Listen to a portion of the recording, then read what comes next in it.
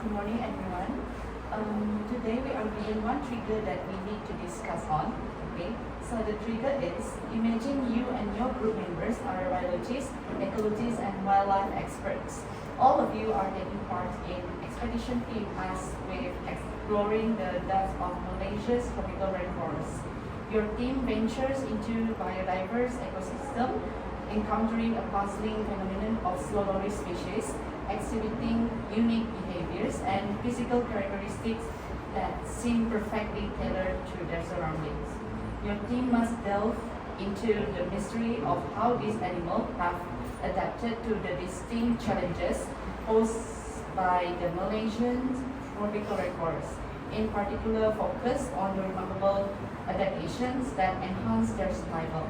So from this trigger, okay, we can get some facts and ideas. Okay, so the first fact that we got from this trigger is the evolutionary history of slow loris. Okay, so from this fact, okay, this is the first fact. So this fact, okay, we can get three ideas. So the first idea is, how many species are there of slow loris in Malaysian rainforest? Anyone has something to share?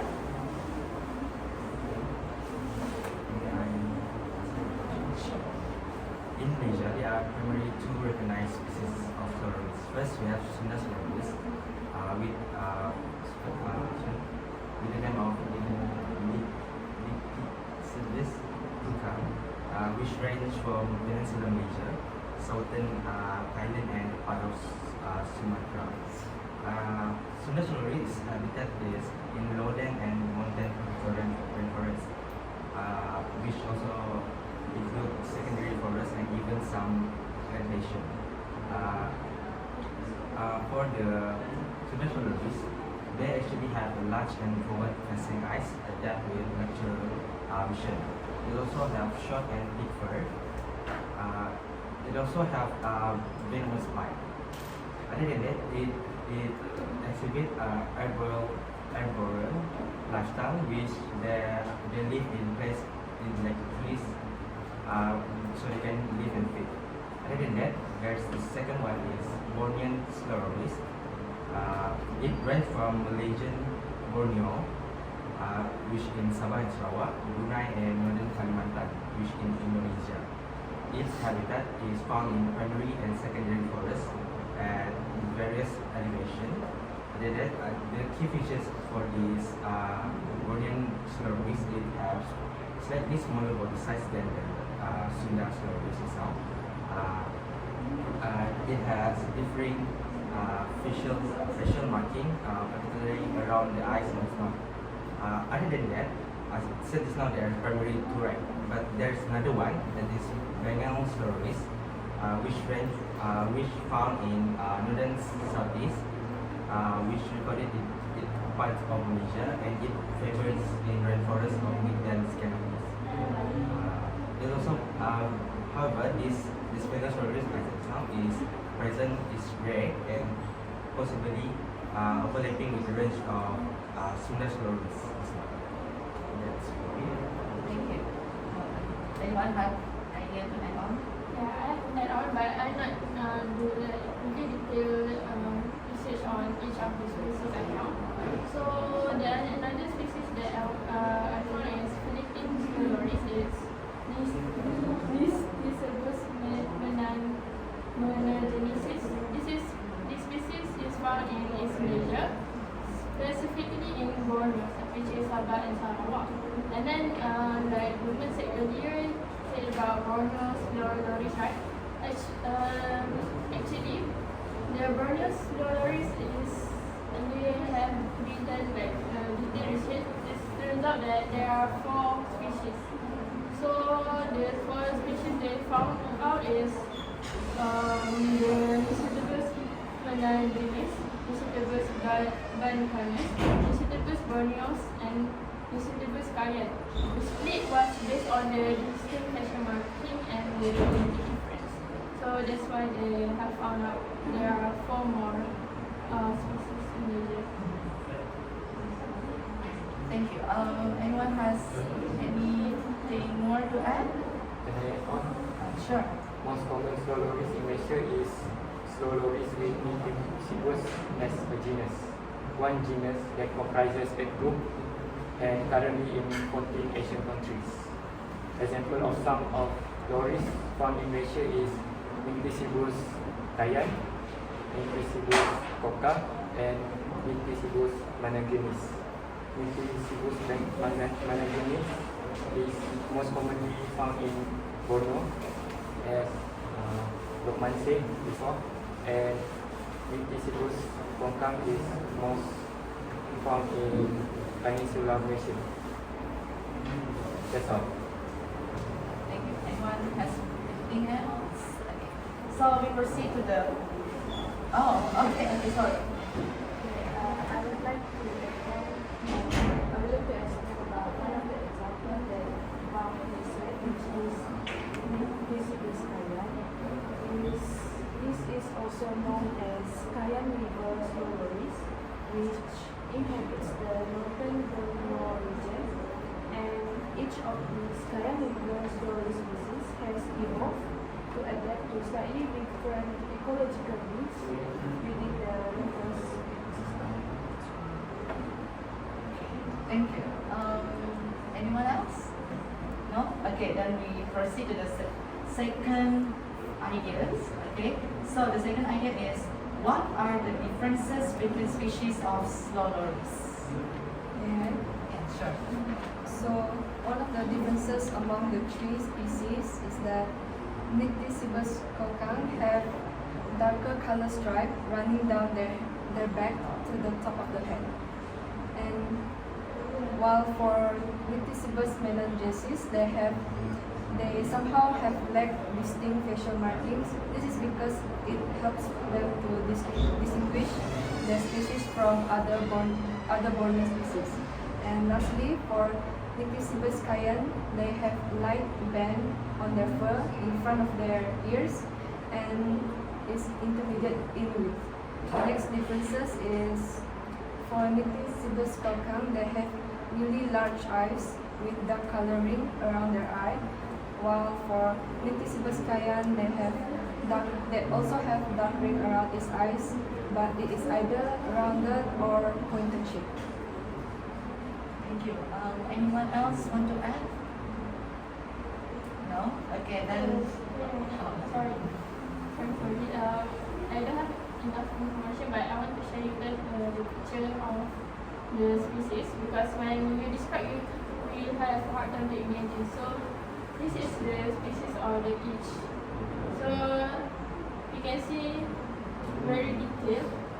Like the Javan have different colors, and the Sunda slow loris. Oh, okay. Do you guys see?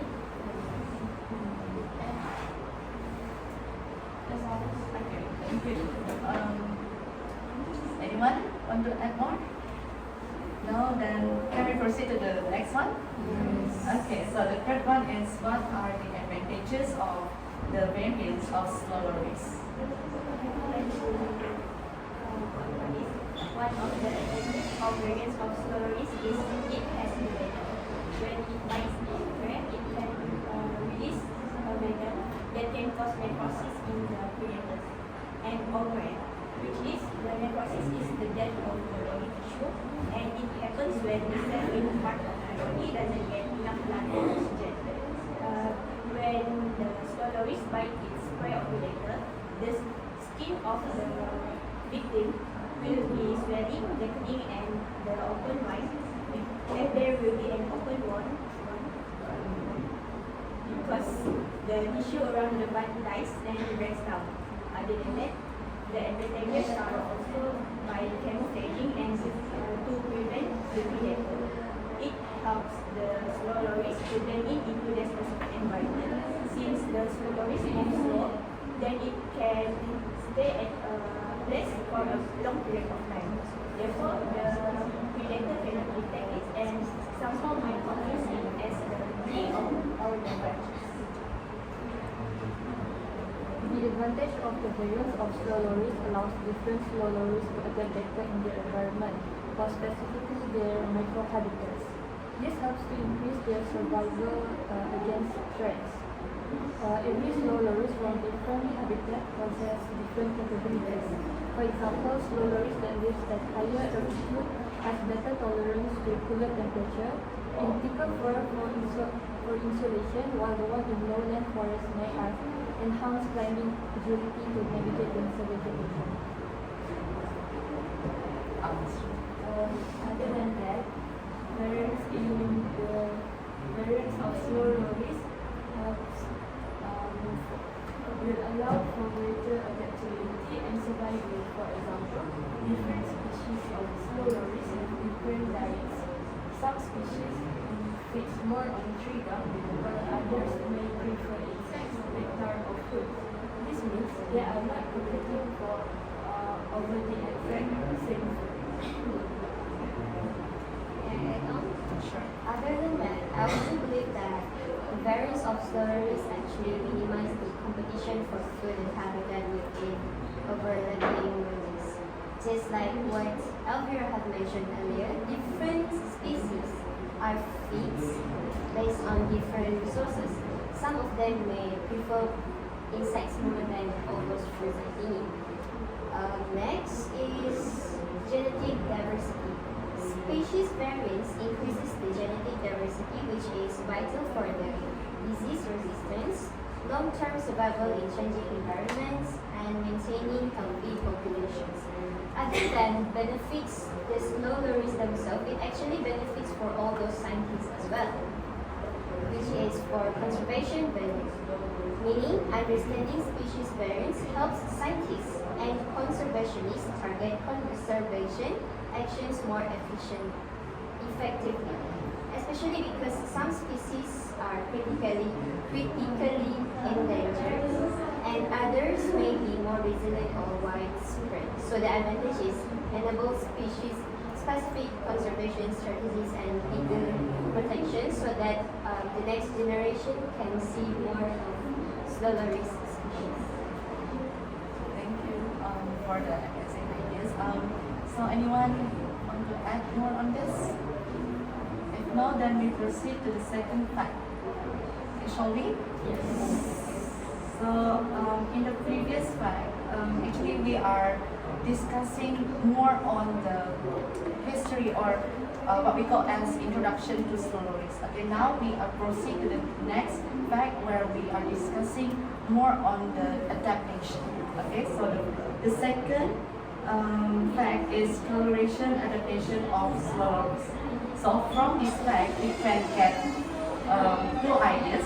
So the first idea is why is camouflage important for rainforest animal? Okay, may I start first? So camouflage is very crucial for rainforest animal because it helps them to survive in a dense and competitive environment by a few ways. Okay, so the first way is by avoiding them from the predators. Okay, so by doing the camouflage, they can blend to their surrounding and make it harder for the predator to spot them. Okay, and then the next one is camouflage is very important for the hunting, for them to hunting their prey because predators can sneak up on the animals that doing the camouflage can sneak up on their prey more easily without being detected. Okay, and the last one is by doing the camouflage, they can protect their babies or the young. Okay, because the camouflage nests or young animals are less likely to be found and eaten by the predators by doing the camouflage. Anyone to add more on this? Okay, sure. Okay, so I would like to add on the Jason's point. So rainforests are rich in predators such as snakes, birds, and mammals. Because of this, prey animals must develop anti-predator adaptation to survive. Camouflage is a passive defense strategy that helps animals to avoid detection by blending into their surroundings. For slow and small animals like slow loris, camouflage is essential because they can't rely on speed to escape. The rainforest environment is dense, just like what Moses said just now, filled with shadows, vines, and foliage. Sudden movement can attract attention, so staying still and hidden is often safer for animals like soldiers. Animals that blend into this environment have survival advantage, which leads to the passing down of these traits through natural selection over generations. Anyone to add more? Can I ask question about additional self-improvement? It says that the slow movement, so does it mean that the slow movement is contribute to their camouflage? Or they can just freeze up when they are hunted? I think it's because they freeze like years or not really spotted by the animals because they're so slow, right? I think like maybe things similar. Yeah.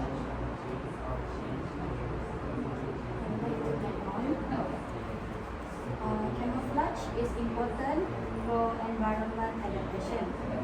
Animals use camouflage as an advantage to adapt to the environment for a greater chance of survival. For instance, sloths. This species moves very slow and can go under a river, helping them to be able to blend in their surroundings better.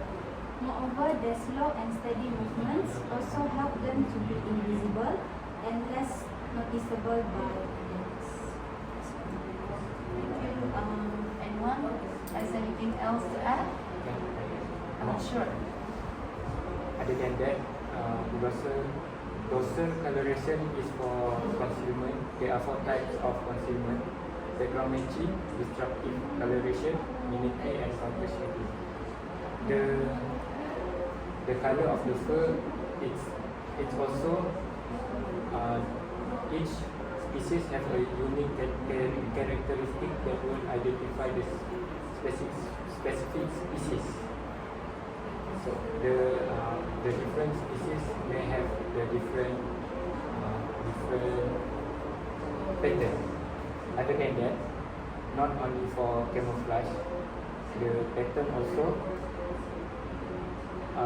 the pattern of slow lories are approximating signals for their venom, which means the pattern is a signal for their predator that indicating that they are poisonous.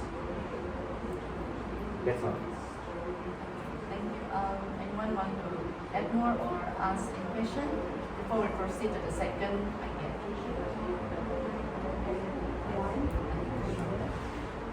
For these animals that can camouflage, it can save their energy when like they camouflage or basically they will stay hidden, so they don't need to move a lot around, and especially in danger situation. So when they are hidden, they don't need to run away from the predator, which is way over there. It's very big. Thank you. Anything else? No? Shall we move to the second idea? So the second idea is, what is slow loris camouflage method and its benefits? Okay, sure.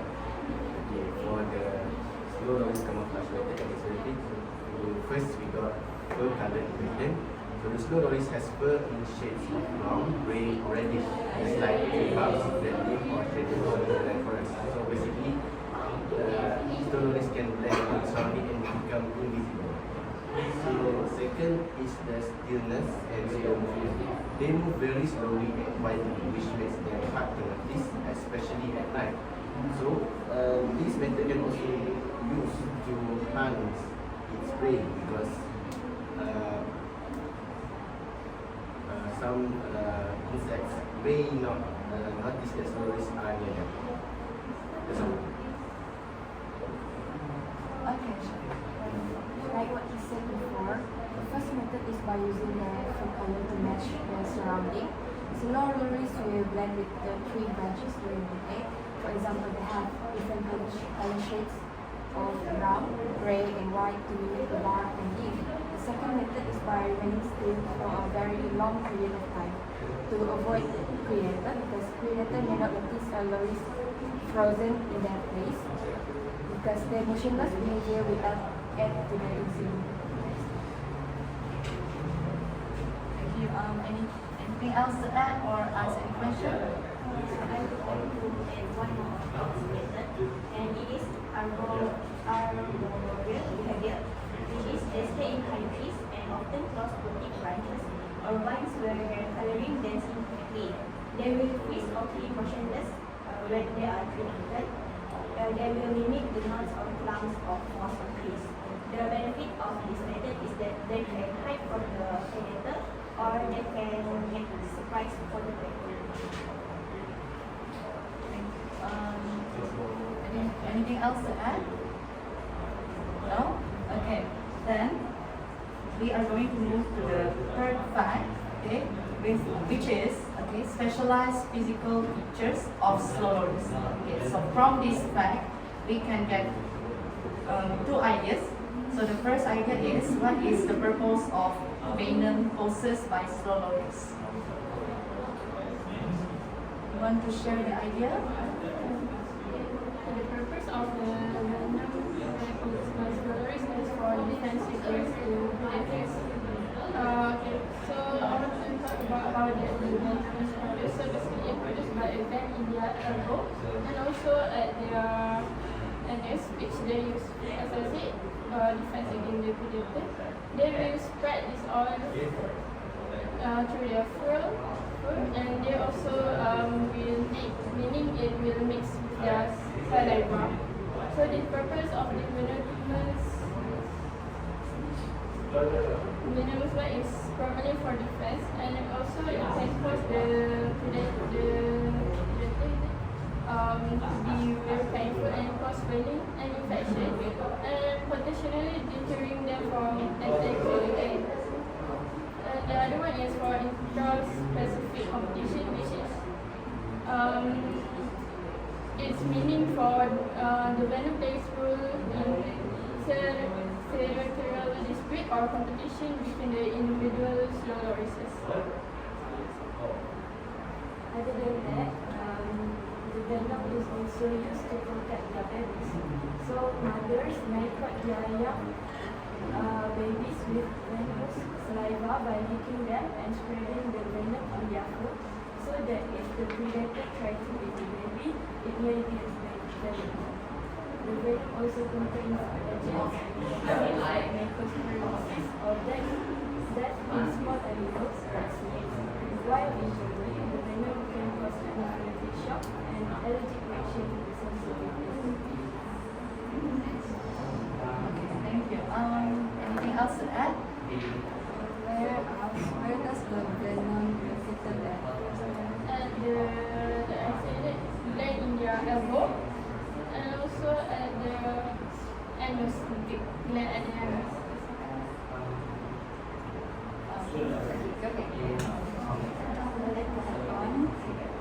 Other than defense against predators and intraspecific competition, the venom possessed by slow-loris also can act as ectoparasite control. Ectoparasites are parasites that live on the external surface of its host. The branchial gland secretions of slow-loris, when combined with their saliva and manually or orally applied to the fur, can reduce ectoparasite production. Therefore, this can help to reduce the opportunities of cross-infection like Chelsea, do you have anything to add? No, basically the idea that I wanted to say that is already presented by. Okay, thank you all. Do anyone has anything else to add before we proceed? No? Okay, then we are going to proceed to the second idea, which is, what is the function of slow loris strong grip and opposable help? Since slow loris do a lot of climbing, strong grip helps them to hold onto tree limbs tightly for long periods, especially when they sleep. This is so that they do not fall easily and eaten by predators. So their grip allows them to remain motionless like a vine, making it easy to ambush insects. I'm going to show you a picture of their thumbs. This is their thumbs. This thumb and this thumb is 180 degree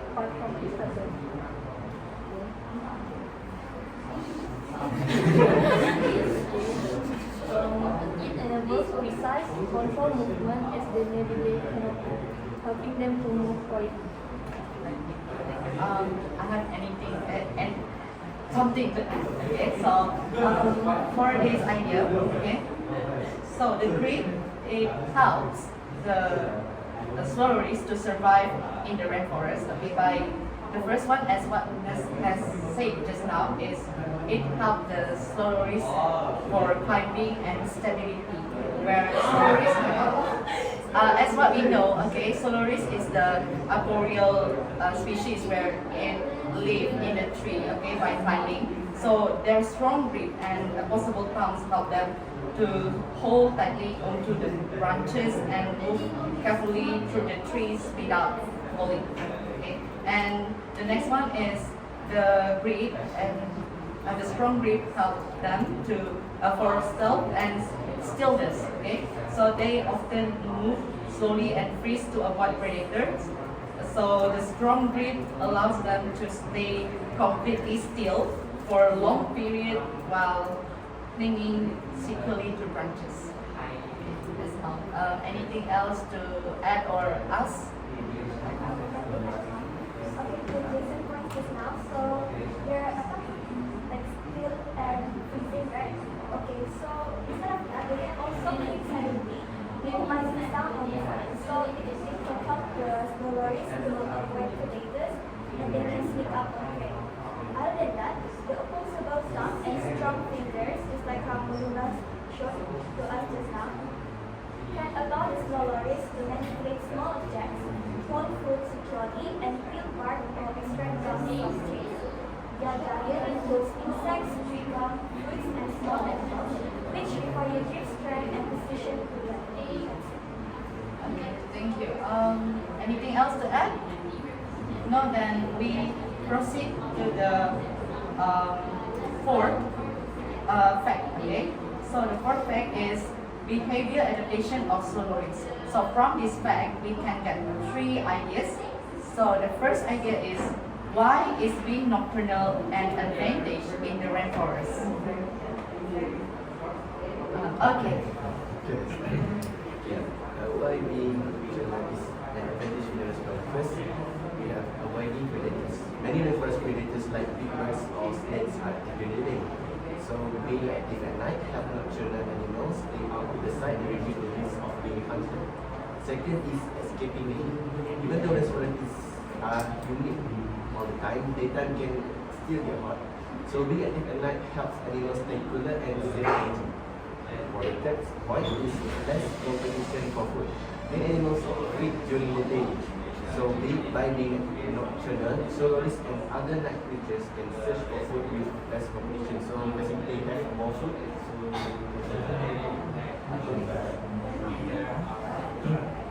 My finding, the advantage of being in the rainforest is it can enhance the use of the specialized sense of the slurries itself.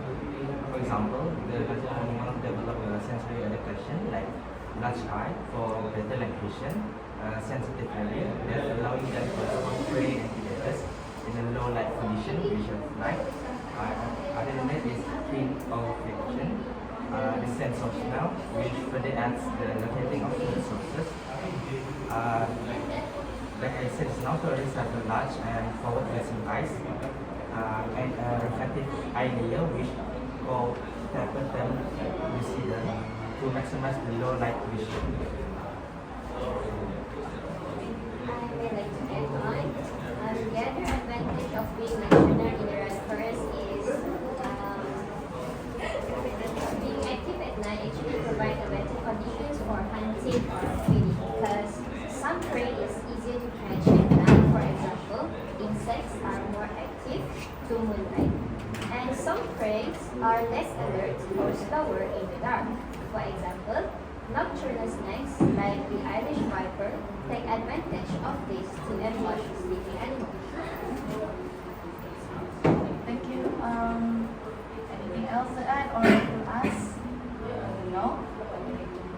If no, then we proceed to the second idea. Okay, so what is the sensory perception that help the slurries to navigate in the dark? Okay, sure. Like previously, Slowly has this capital system which will enhance their vision because it will reflect. It is a reflective layer behind their eyes and will bounce back light through retina to improve visibility in low light environment. Like cats, the eyes of slow lories will glow even though the light shines on them. And this is the dermis here where it is placed and in the eye. It is basically behind their eyes.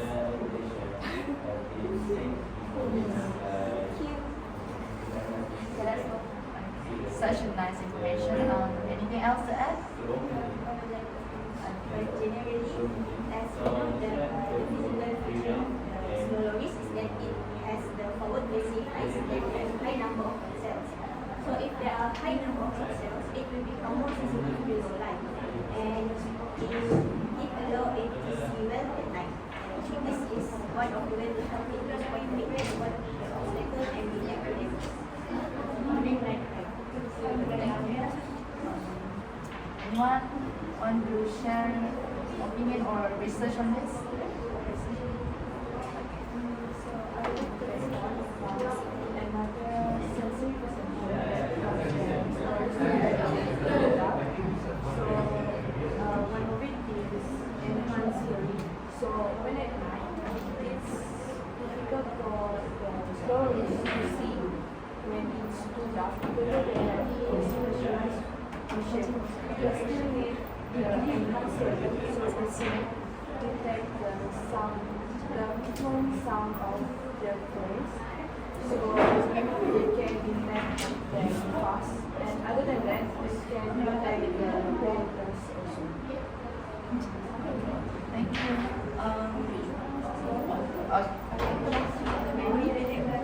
Another sensory perception of slow loris is olfactory sensory.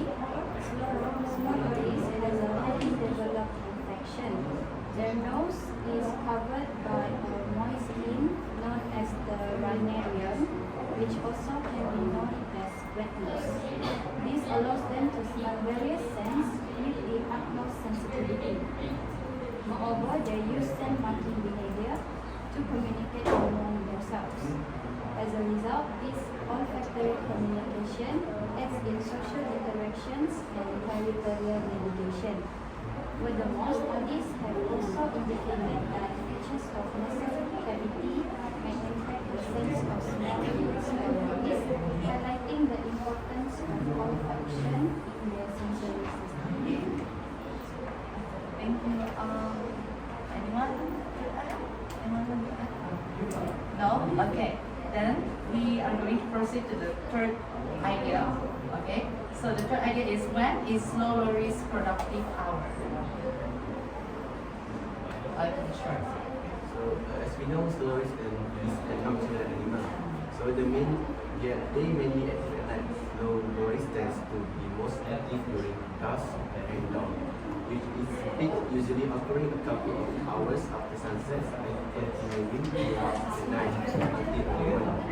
So thus the night is when often they often went out to forage for food, like insects, lizards, and frogs.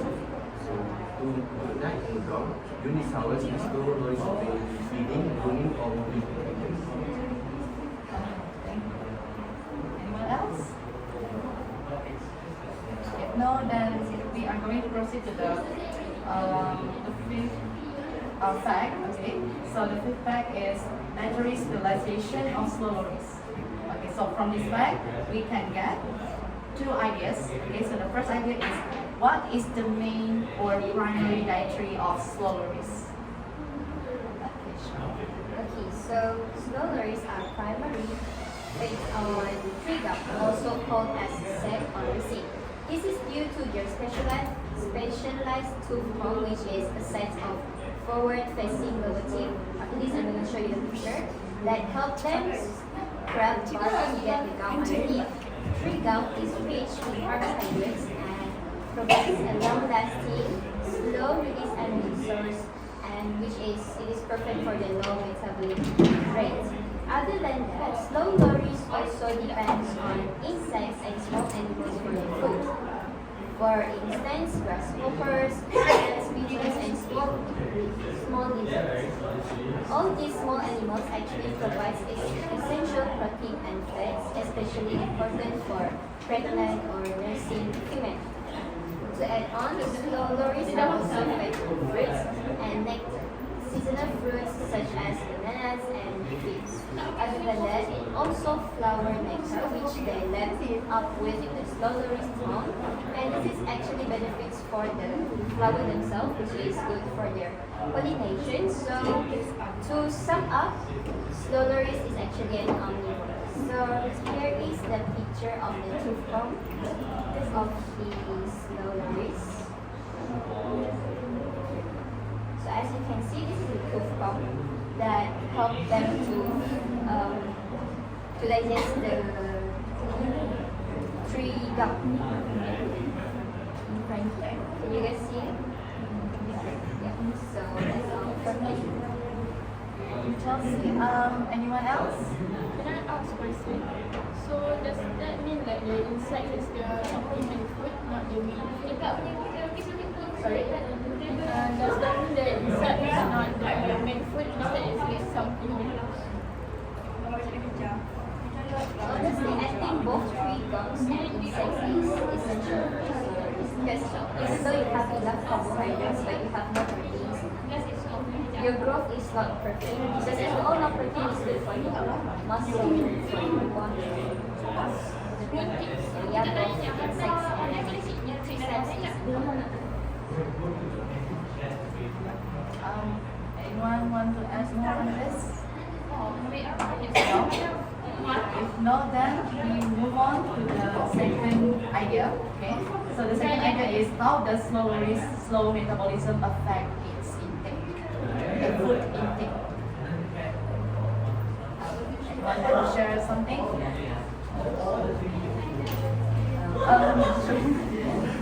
So for the slow metabolism effect, first, it requires low energy. Calories have low metabolic rate, meaning they use energy as well. This means they don't need to eat as often or consume as much food compared to animals with metabolism like neither or. Their low energy needs are an adaptation to their low activity lifestyle as they move slowly and cautiously through the forest so that they can conserve energy.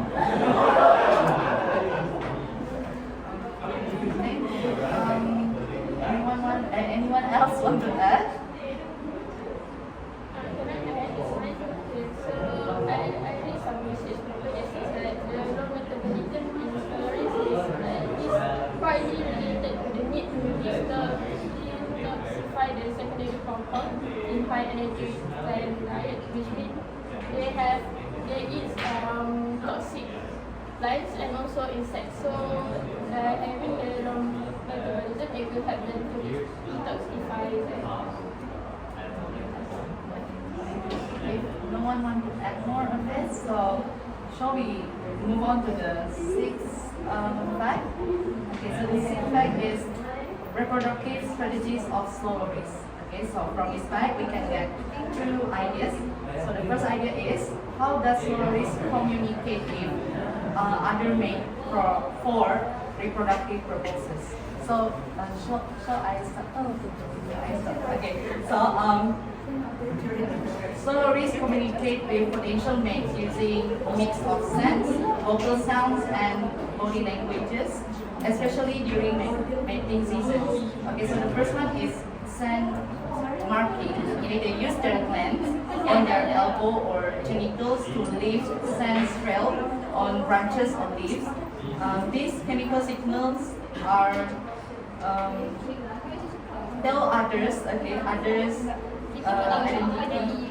identity and their reproductive status. And the second one is by vocalization. Okay, although usually slow lorries is usually quiet, okay, they also can produce high pitches whistles or clicks to call or alert their mates. especially at night when they are, as what we know, as what you all have mentioned just now, that Soloris is a nocturnal animal, right? Okay. And the last one is by body language. So Soloris use gentle touches, grooming, and slow movements, and this help to reduce aggression and build trust during the mating. So that's all. Anyone want to add more? Okay. So I just want to add on for the cell markings and the high pitch calls. For cell marking, the male Soloris mark the urine to signal dominance and presence. It is a sign to warn other male Soloris to stay away. Secondly, for population, female Soloris produce high pitch calls. That's what research says now. Also, female Soloris will also enlarge and redden their vaginal area to signal male Soloris that they are ready to mate. I will give example on how the high pitch sounds like.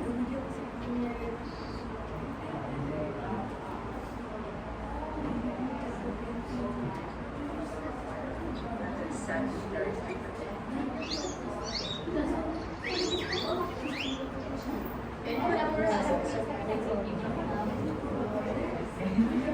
you.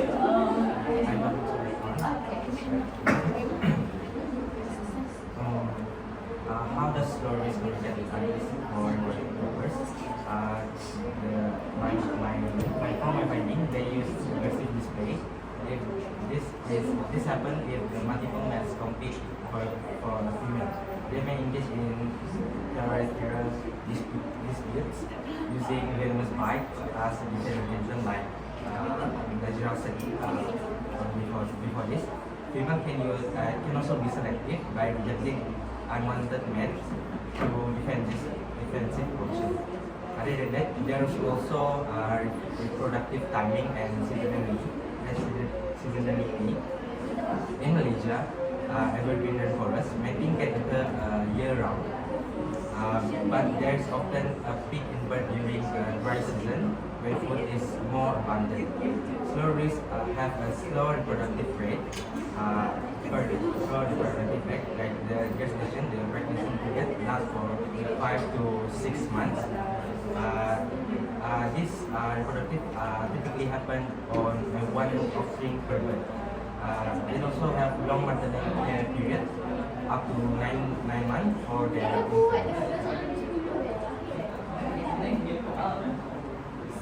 Anything else to add? Okay. I'd like to add on to the set marking pointers now. So they actually need to explain the aspect, which is the reproductive phase. So this is the pheromones that they release. So estrus is associated with hormonal changes like elevated estrogen, which after the 75, they actually release secretions on tree branches or even on the area during the trail that can be followed by a potential. Are you ready? Anything to ask or to add on this idea?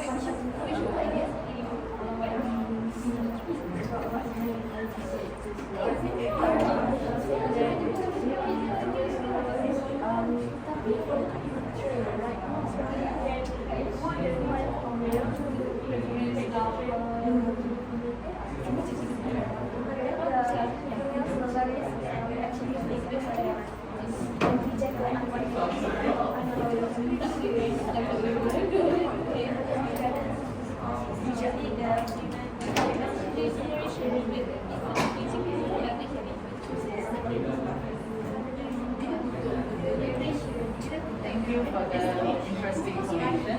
So, shall we move to the second idea? Okay, so the second idea is how does environmental changes affect the mating season of swallows? What? Okay, sure. Climate change will affect their breeding circuit, temperature and the rainfall will influence their hormone level and mating readiness. And unusual release seasons can shift or shorten usual mating period for some population. For example, change in rainfall pattern will affect the insect populations. which will affect the food source. And slow release is very sensitive to change in temperature because warmer temperature can up the hormones that regulate their production and lead to stress, which will suppress their breeding behavior. Thank you. Anyone wants to add more? No? Or ask any questions? Okay.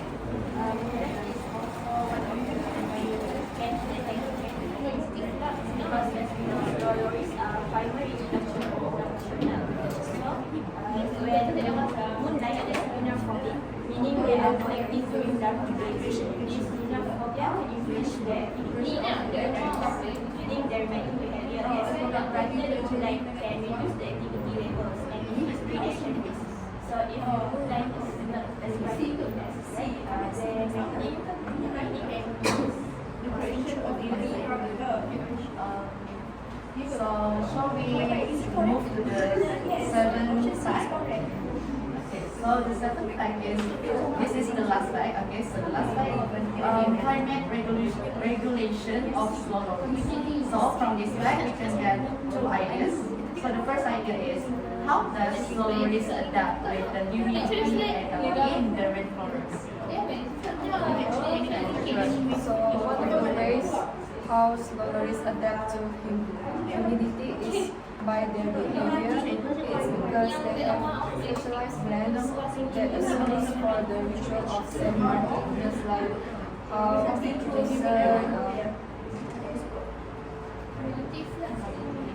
Heidi and Lunas idea just now, and they also leave traces by urinating wherever it goes. This is called rhythmic urination. By urinating, they can maintain their skin hydration, which is crucial for the health, and by maintaining their skin moist, it aids in thermoregulation and potentially give their energy for better grip when climbing. And also, they leave their urine by, because it's a way of communicating with other slow lorises. These methods to navigate their territory and indicating their presence and social status. And last but not least, they also increase their activity during the year by foraging, traveling, feeding, and so on, so that they can connect to the environment which have trees and also canopy cover. So that is how they survive during winter. Thank you. Anyone want to add more? From my finding, loris also do microhabitation, which how animals use specific small scale of environment called microhabitats that help them to regulate their temperature and survive in changing and challenging climate. As we know, loris living in upper canopy allow them to benefit from the method and explanation, reducing the effect of stagnant humidity found in lower forest layer. Other than that, loris also choose resting and foraging spots that naturally regulate moisture and heat, where they choose dense pine, tree willow, or interwoven foliage that shields them from direct sun and rain. They also choose this spot to provide this better air circulation and lower humidity pockets. Another study highlights that how relative humidity affects foraging behavior, with slow loris increase their feeding activity in more humid conditions. Other than that, slow loris also have low metabolic rate, which help them to adapt with humidity of rainforests. Slow loris have one of the lowest metabolic rates among primates, even compared to the other natural mammals.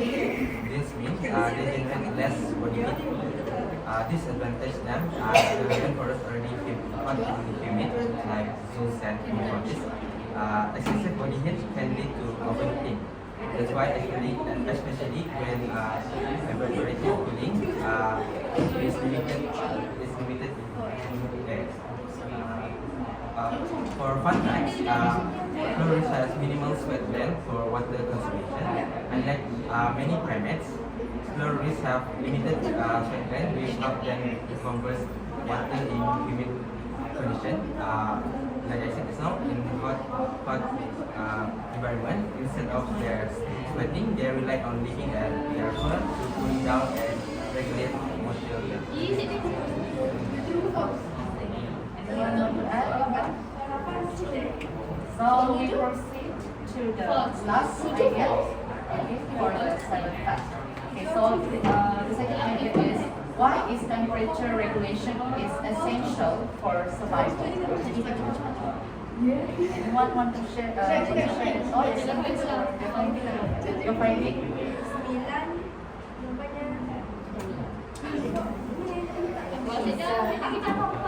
Temperature regulation is essential for your enzyme function. As we all know, enzyme works efficiently at the optimum temperature. If temperature is too high, enzyme will denature and will interrupt the chemical reactions in the body, especially digestion.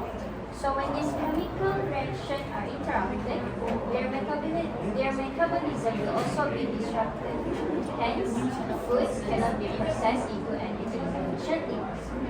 Secondly, cellular process also depends a lot on the temperature because cells rely on optimal temperature for nutrient transport, waste removal, and cell signaling.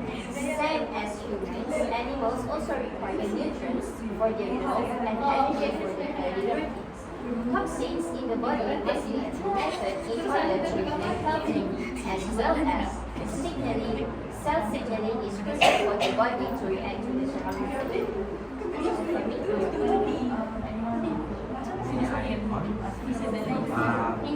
Why temperature regulation is essential for survival? This is for disease resistance. Temperature regulation supports a healthy immune system. Inconsistent body temperature can weaken the immunity and increase the vulnerability to pathogens, which can thrive in warm, damp, reference environment. As we know, fungal and bacterial infections are common risks in humid climates. A stable internal environment helps the body to resist this infection from fungal and bacterial infection more effectively. Anyone have anything to ask? Okay. Temperature is very essential for survival for each animal. So they can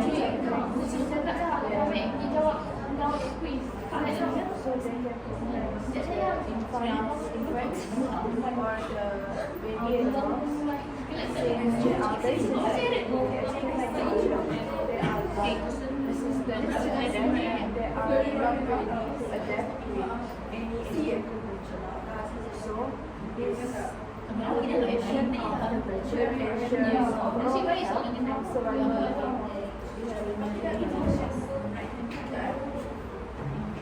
Anything else? No? Then we finally come to the last part of the discussion, which is the conclusion part.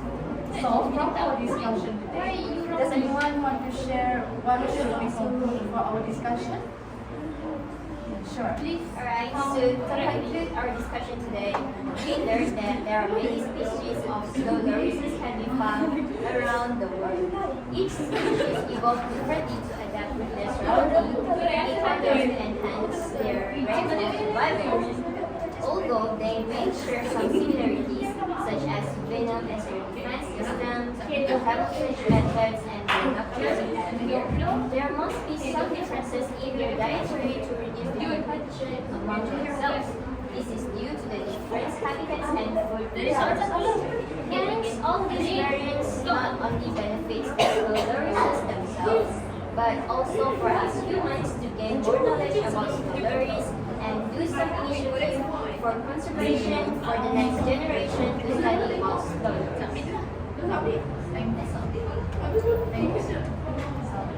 Thank you everyone for the cooperation and bye-bye.